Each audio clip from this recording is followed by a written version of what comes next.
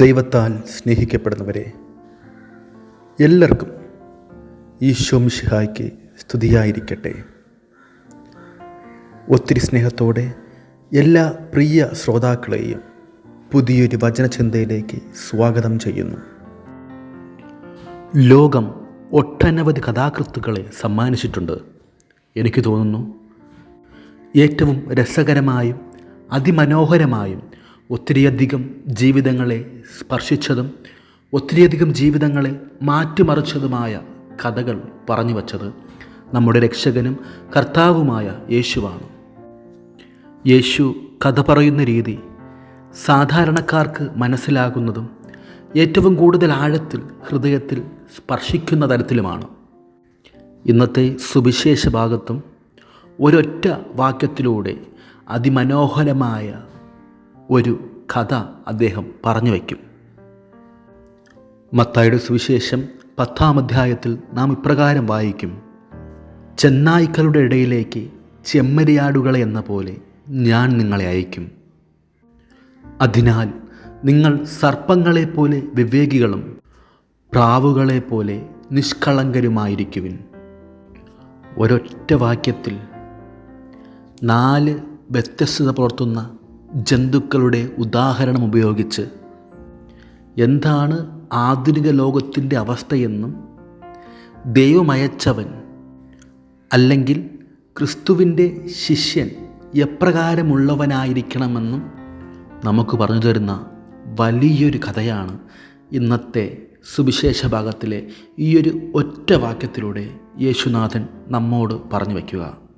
നമുക്കറിയാം, ആക്രമണകാരിയായ സത്യം നിരസിക്കുന്ന ചെന്നായായിട്ട് ലോകം നിലകൊള്ളുന്നു. ഈ ലോകത്തിലേക്കാണ് സൗമ്യ സ്വഭാവമുള്ള വിശ്വസ്തരായ ആടിൻ്റെ രൂപത്തിൽ യേശു തൻ്റെ ശിഷ്യരെ അയക്കുക.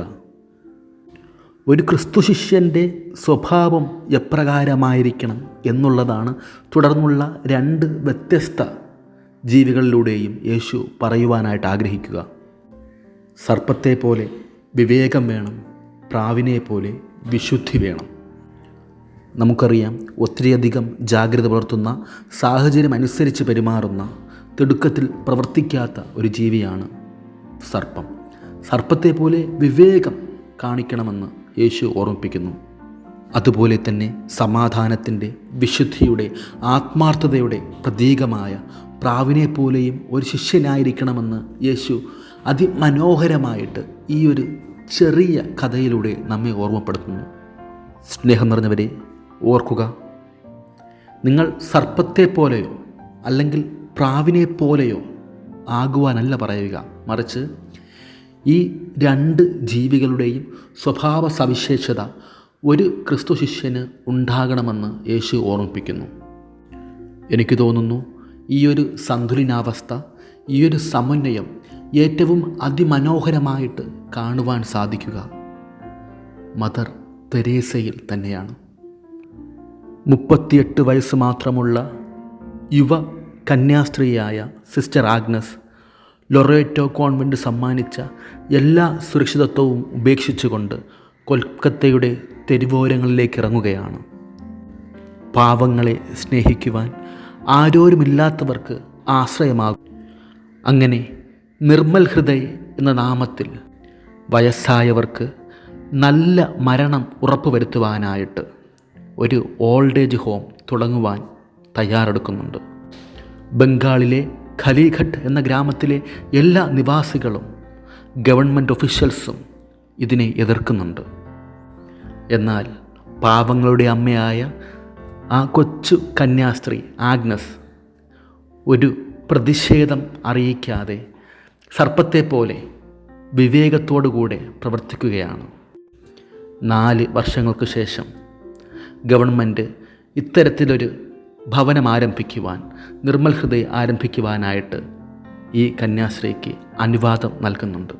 മറ്റുള്ളവരാൽ ഉപേക്ഷിച്ചവരെ, ദരിദ്രരെ കൂടെ നിർത്തിയ, ആർദ്രത കാണിച്ച, സ്നേഹിച്ച അമ്മ ഒരേ സമയം പ്രാവിനെ പോലെയും സർപ്പത്തെ പോലെയും പ്രവർത്തിച്ചു.